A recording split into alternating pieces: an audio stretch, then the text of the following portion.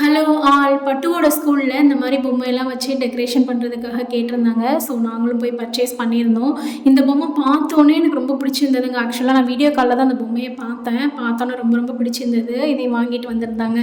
இதோட hair style மட்டும் கொஞ்சம் ஒரு மாதிரியாக இருந்தது. ஸோ அதை எடுத்துகிட்டு நம்ம வந்து சிம்பிளாக போனி டெயில் போடலாம் அப்படின்னு சொல்லிட்டு நானும் என்னோடய ஹஸ்பண்டும் அதுக்கு போனி டெயிலெலாம் போட்டுவிட்டோம். இந்த ட்ரெஸ்ஸு வந்து அதிலே இருந்தது. கழுத்துக்கு மணி கொண்டு சூப்பராக ரொம்ப அழகாக இருந்தது.